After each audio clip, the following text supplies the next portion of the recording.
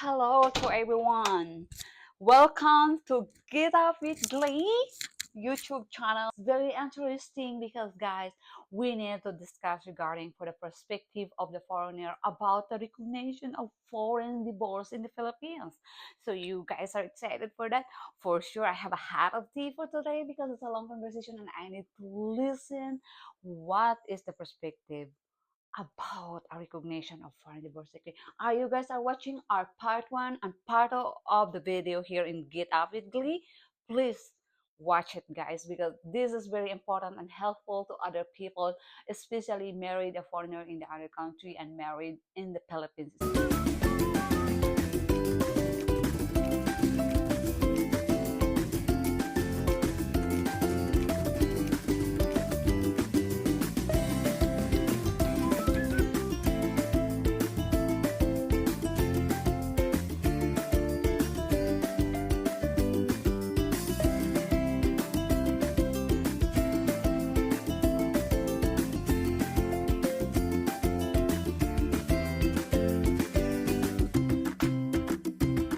Hi, hello to everyone. Welcome to Get Up with Glee here in our YouTube channel.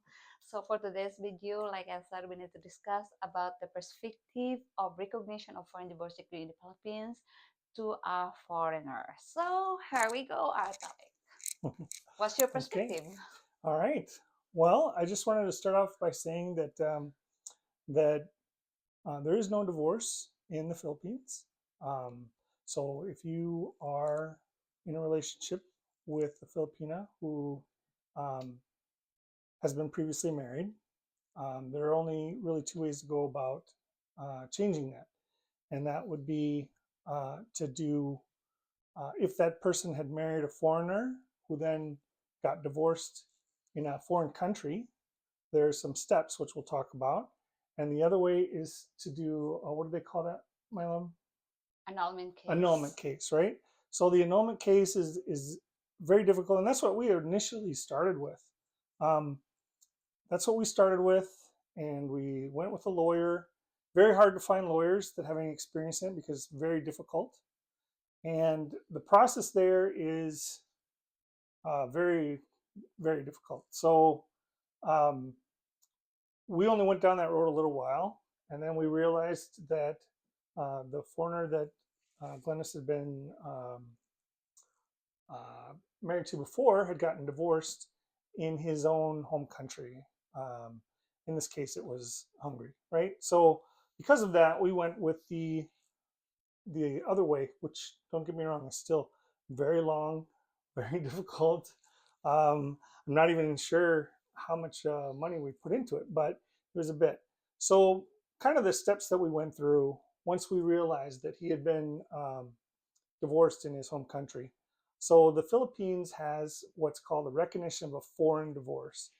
Okay, so what that means is if that foreigner got divorced in his own country, the Filipino government doesn't see that it makes sense to keep that Filipino person married when their spouse has gotten divorced somewhere else. So, and that makes sense, right? You don't want to lock someone into something they can't do anything about. So, they came up with this idea of having the court of the Philippines recognize a foreign divorce. So, our first steps were that we needed to find out where this divorce even took place. That's a very important thing. So, we did some research in Hungary and found a lawyer that we were able to communicate with, and they were able to check their public records and find the divorce. Um, Not easy, right? You got to pay for the lawyer, you got to pay for their time, as all lawyers, right? So they were able to find the divorce record. At that point, you need to get that divorce record translated into English. Okay, you have to get a certification of that translation by whatever public authorities they have in that country. Then you have to take that entire packet and you have to get what used to be called red ribbon. Now they call it an apostle stamp. Okay, so usually the Filipino embassy of that particular country can do that apostle stamp. Okay, so that's kind of the old red ribbon. So you get that apostle stamp. Okay, then you need to have all that sent to you, um, and get more than one copy. Okay, in every situation that we're going to talk about when we talk about a copy or having an official document, get more than one copy. Very important. So we were able to get that sent to us, and now we had. Oh, I forgot to mention. Not only was the divorce decree having to be translated to English, but they also require that the law for divorce in that country has to also be um, that section of the that country's law about divorce has we have to have a copy of that. That also has to be translated into English and also get the same apostle stamp, right? So once you get all those things, so the divorce decree itself and the section of the law for that country, those have to be translated into English. If they're not already in English, then they have to be put into the process of getting the apostle stamp. All of that takes time. Okay, this isn't something we did in a week or even 2 weeks. This is something we did in several months. Okay, all while sending money to a lawyer that we'd never actually met in person. So, and we were very lucky. We got a very good lawyer there that did a fine job. But it's it's a process. Okay, so once we got that back to us, okay, then we had to look for a lawyer in the Philippines that has experience with recognition of foreign divorce. Mhm. Shout out to what was the lawyer's name again? Attorney Biloran. Attorney Baliran in Naval Baliran. Yep. So very, very knowledgeable man Yep. and someone who did very well for us. So if you're in Baliran and you need recognition of foreign divorce, talk to that lawyer. He was Yep. quite good. To a So, mini success story. yep. So and he was very good with our questions because believe me, there's many along the way. So from my perspective, I don't necessarily know all the different PSAs, regional, local, all these kind of things. What I know is that we had to do is we had to get a lawyer, and then the lawyer stepped us through this process. Okay, and I'm just going to talk about kind of the court process, right? I think you've already talked about the process after you got your final thing from the court, Yes. the steps you took after that. But um, this is a long process. All right, we started.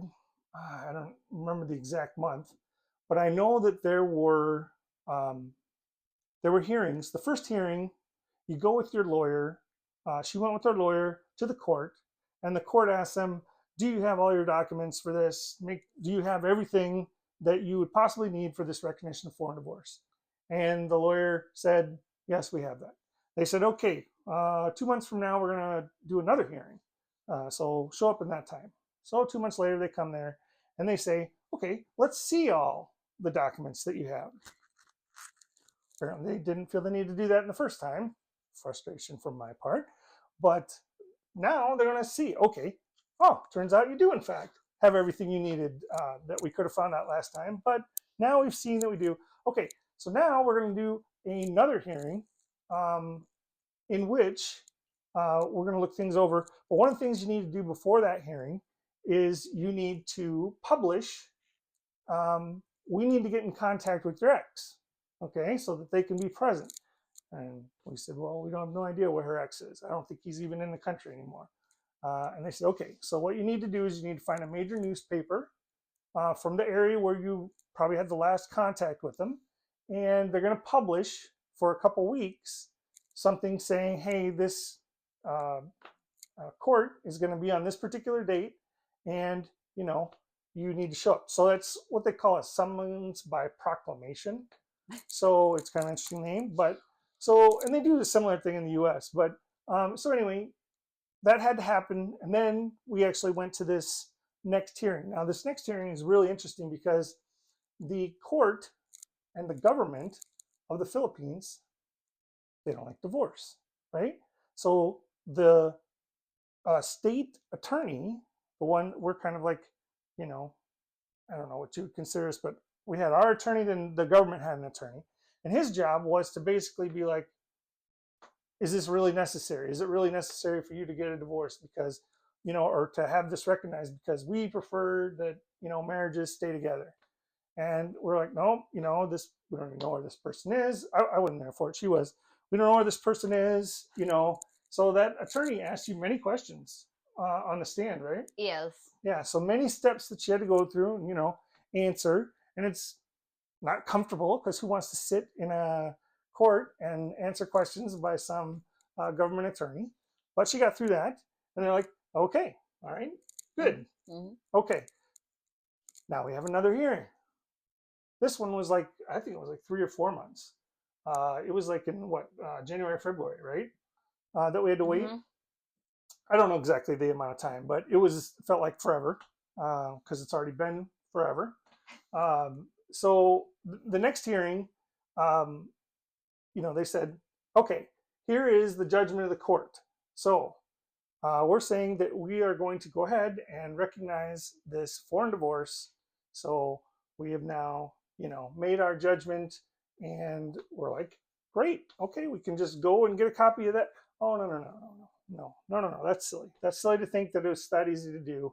So we had to actually um, get some sort of the judgment had to go to, I think, Manila, right? And then there had to be some sort of email back saying that all this stuff was official. Like a review. Yeah, like a review, and then an official email had to go back to the local court in Beliran. We'd wait on email. I mean, they know it's there, but still had to wait on email.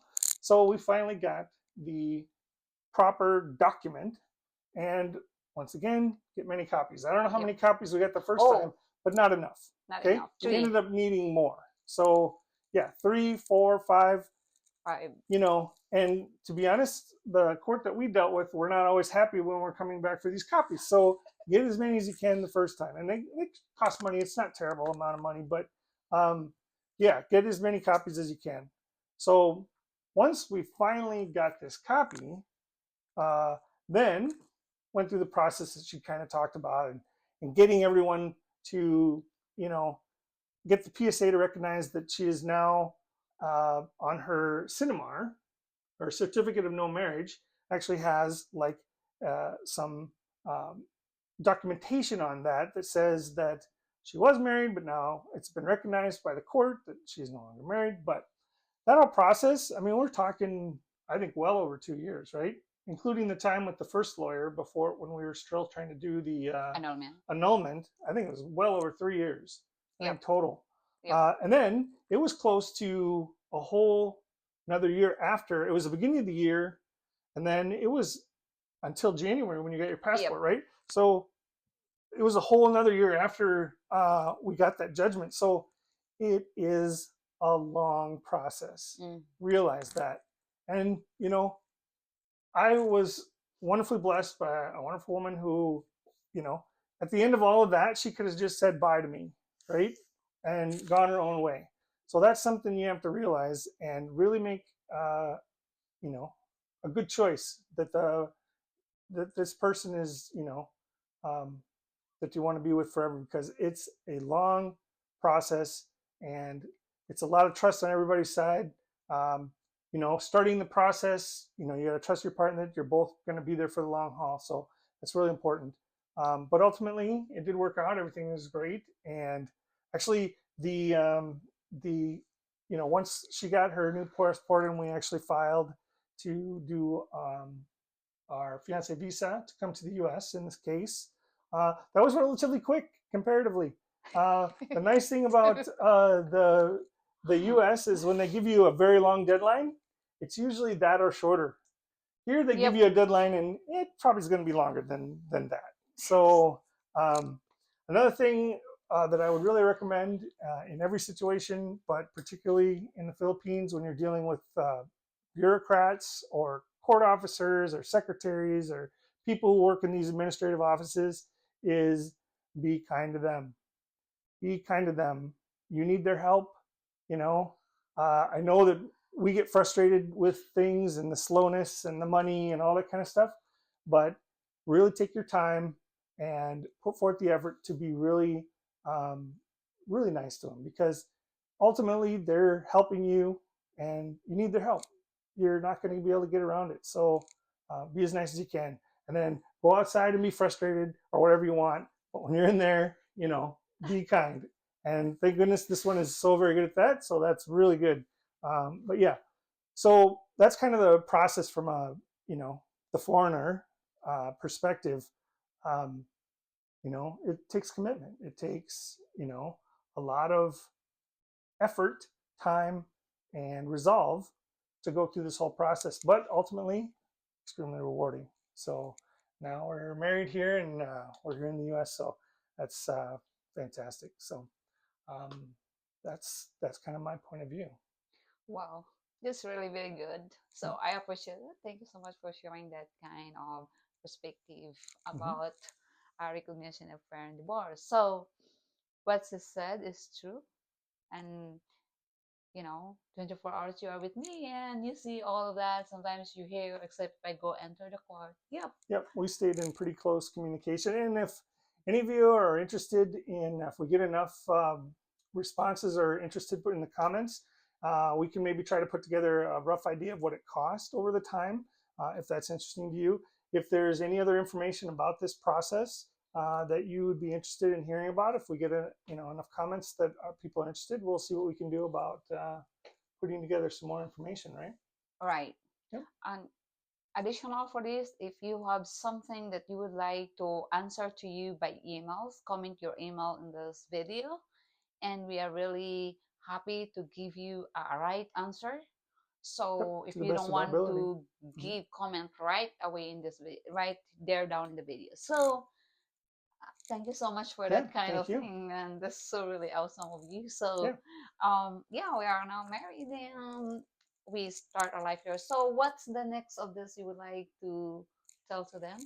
I think we'll So just see what they are interested in finding out. I think at some point, and we talked about you doing a series of videos on the K1 fiance visa process.